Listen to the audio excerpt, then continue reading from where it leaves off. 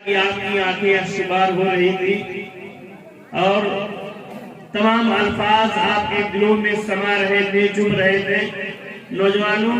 یہ مصرے مجھے یاد آ رہے تھے کہ تیرا ایک سجدہ اگر ادا ہو جائے گا، تیرا ایک سجدہ اگر ادا ہو جائے گا تو زندگی بھر کے لیے آئینہ ہو جائے گا۔ تیرا ایک سجدہ اگر ادا ہو جائے گا تو زندگی بھر کے لیے آئینہ ہو جائے گا۔ تو سفر میں ساتھ لے کے چل ماں کی دعا، تو سفر میں ساتھ لے کے چل ماں کی دعا، کون جانے کس گھڑی کب حادثہ ہو جائے گا۔ حضرات، اب بڑی دیر سے بعد نماز عشاء سے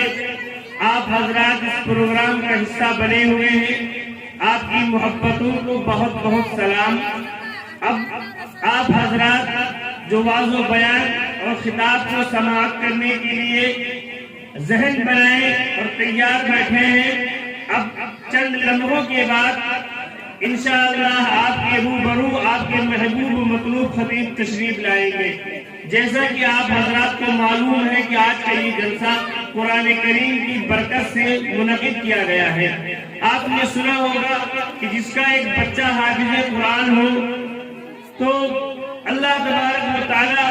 اس کی دعاؤں کی برکت سے اور اس کی شفاعت کی برکت سے اس کے خاندان کے 10 ایسے لوگوں کو اللہ پاک جنت الفردوس اور جنت کا مقام عطا فرمائیں گے جن کے جہنم میں جانے کا اعلان بھی ہو چکا ہو اتفاق سے۔ حضرات، میں یہ بات آپ کو یاد دلا دوں کہ صرف یہ قربانی آپ کو اپنے بچوں ہی سے نہیں دلوانی ہے، یہ ضروری ہے کہ ہم اس ماحول میں اپنے بچوں کو قرآن کریم کی تعلیم دلائیں، اپنے بچوں کو مدرسے میں بھیجیں تاکہ ہمارے یہ بچے بڑے ہونے کے بعد ہمیں پہچانیں اور ہمارے مقام و مرتبے کو جانیں۔ ہم اپنے بچوں کو بچپن سے مدرسے میں بھیج کر قرآن کریم کی تعلیم ضرور دیں، اس لیے کہ یہی بچے ہمارے مرنے کے بعد ہمارے کام آئیں گے۔ ہم نے بے شک جو یہ فضیلت سنی ہے کہ قرآن پاک کی برکت یہ ہے کہ حافظ قرآن کو اللہ پاک یہ مقام بخشے گا کہ وہ 10 ایسے جہنمیوں کی سفارش کر سکے گا جن کے جہنم میں جانے کا اعلان ہو چکا ہوگا۔ حضرات، یقیناً صحیح ہے، لیکن ہم اور آپ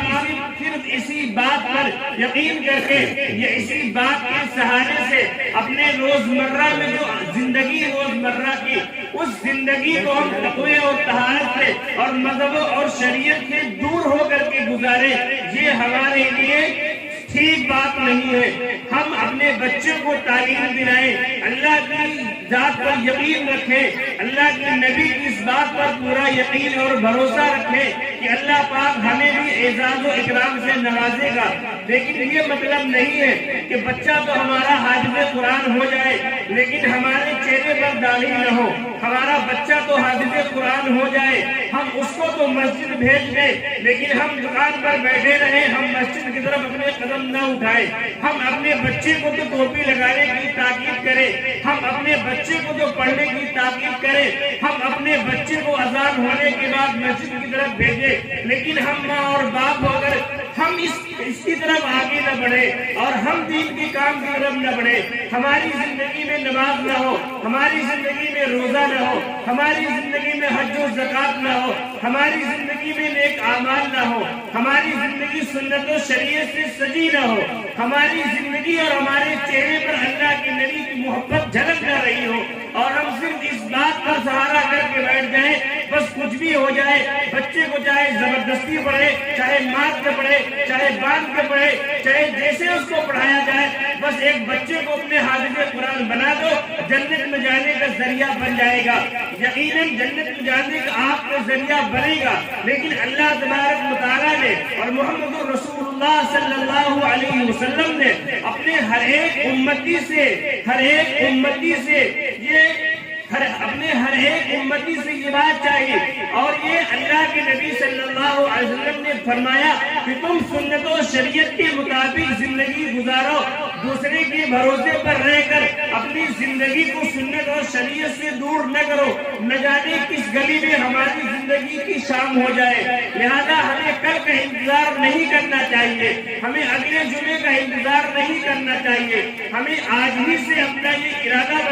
چاہیے کہ اس سے اچھا ماحول کیا ہوگا، اس سے اچھا موقع کیا ہوگا کہ جب ہمارے گاؤں کے حافظ قرآن بچی کے سر پہ صافہ باندھا جائے، اس روح پرور منظر کو دیکھ کر ہماری آنکھیں ٹھنڈی ہو رہی ہو، اور ہمارے گاؤں میں دور دراز سے علماء کرام تشریف لا کر کتاب و سنت کی، شریعت کی، مذہب کی، اللہ کے نبی کی محبت کی باتیں کر رہے ہو، اور ہم روزانہ کی طرح، ہم عام رواج کی طرح آئے اور 2 گھنٹے 3 گھنٹے پنڈال میں بیٹھ کر واعظ و بیان سن کر عالم صاحب کی، مولانا صاحب کی تعریف کر کے اور اس بیان کی تعریف کر کے اور پروگرام کی منعقد کرنے والوں کی تعریفیں کر کے اور انتظامیہ کی تعریفیں کر کے یہاں سے رخصت ہو جائے، ہم اپنی زندگی میں کچھ لے کے نہ جائے، یہ ہمارے لیے گھاٹے اور خسارے کی بات ہے۔ آج سے اچھا موقع کب ہماری زندگی میں آئے گا؟ لہذا ہم میں سے ہر ایک اس بات کا عہد کرے اور اپنے دل میں یہ اقرار کرے، اپنے دل کو مخاطب کر کے یہ بات کہے کہ آج کی روح پرور اجلاس سے